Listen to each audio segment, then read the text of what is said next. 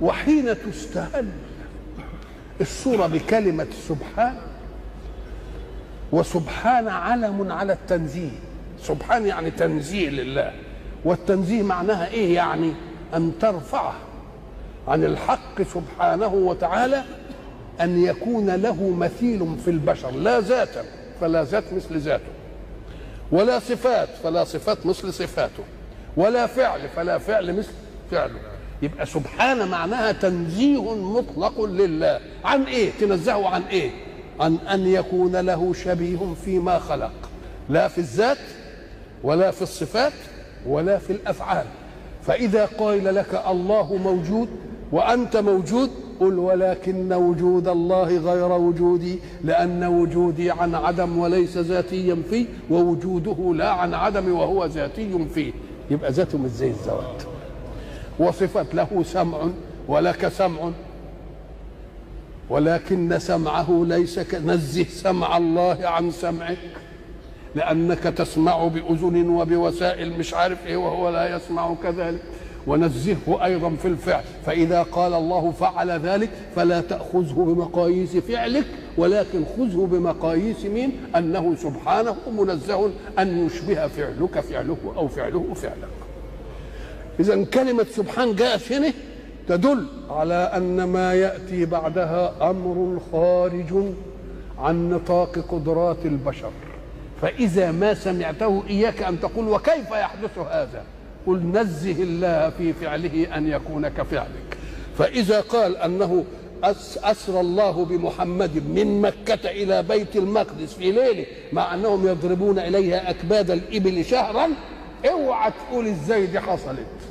ليه؟ لأن فعل الله ليس كفعله، والله لم يقل سرى محمد من مكة إلى بيت المقدس، وإنما أسرى الله به من مكة، فالفعل ليس لمحمد ولكنه لمن؟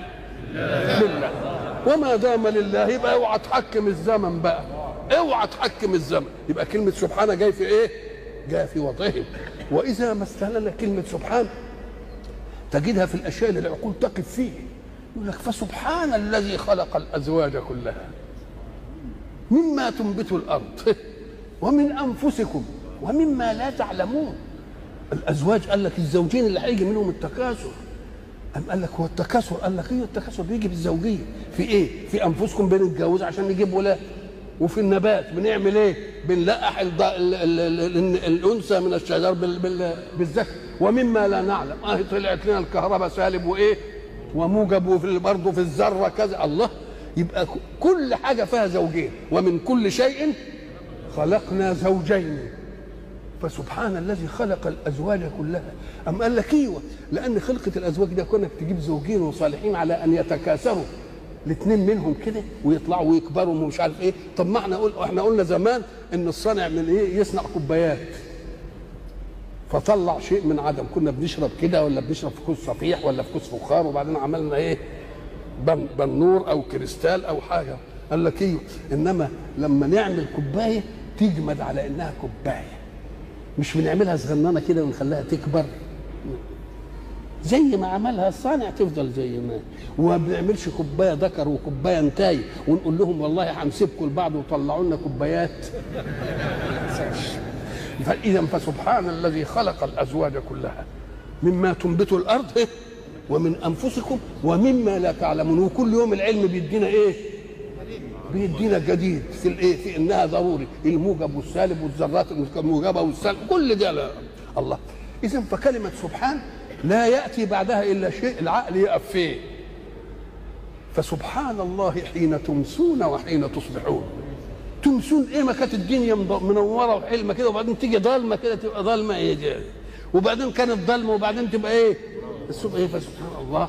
اذا كل شيء له ايه؟ تقول عليه ايه؟ سبحان. سبحان الذي سخر لنا هذا وما كنا له مقرنين.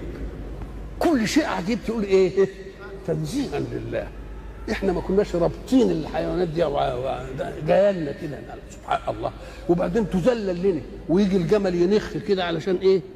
يركب، والولد الصغير كده يجر الجمل ويحمله الحمل ويقول له ايه يقف، والمش عارف ايه. الله، ايه الحكايه دي؟ تبقى دي التسخير من مين؟ وقلنا زمان عشان تعرف الفرق اهو الجمل اهو الصبي يعمل فيه كده، وقلنا البرغوث الصغير يجي يقرقك كده بالليل وما تعرفش تمسكه اقعد كده اهو. انما شوف يعمل فيك ايه، ما ذللوش ربنا ليك يا اخي. ولذلك يقول فذللناها، لو لم يذللها ما استطعت ان ايه انك انت تخليها في ايه في خدمه. فسبحان كل حاجه تقول ايه سبحان. ولذلك وردت سبحان في القران كله في الاشياء العجيبه. ساعه ما تسمعها من الله قول سبحان، ده تنزيه، ده ما حدش يقدر عليها الا هو.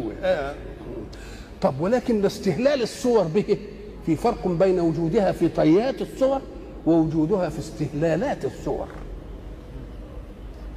سبحان الذي أسرى بعبده أول صورة، يبقى كل اللي هيجي بعدها من جنس ما يقف فيه العقل ونقول له لا ما. طيب وبعدين أدي سبحان، وسبحان دي اسم، والاسم يدل على الثبوت ويدل على الدوام، فكأن تنزيه الله موجود قبل أن يوجد من ينزهه. الله شيء ثابت لله، يبقى التنزيه ثابت لله قبل مين؟ قبل ان توجد حضرتك يا من تنزه الله. زي ما نقول الخالق البارئ المصور، هو خالق قبل ان يخلق، لانه ما خلقش الا وصفه الخلق فيه. امال خلق ازاي؟ يبقى لازم كان خالق. تيجي تقول مثلا فلان شاعر، هو شاعر لانه قال القصيده دي؟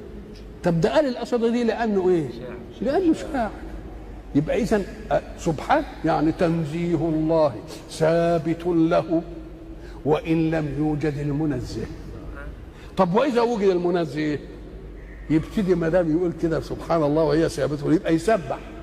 طب سبح لله ما في السماوات والأرض، ومرة يقول سبح لله ما في السماوات وما في الإيه؟ في الأرض. طب سبح وسكت، قال لك ويسبح لله ما في السماوات وما في الارض. الله ما دام التنزيه ثابت لله بسبحان وان لم يوجد المنزه، وحين وجد المنزه نزه، فسبحت السماوات والارض وما في السماوات وما في الارض. وهل سبحت وسكتت؟ لا، ويسبح لله ما في السماوات وما دام الامر كذلك فلا تتقاعس انت ايها المكلف، فسبح باسم ربك الاعلى. وانتهي بقى من المساله.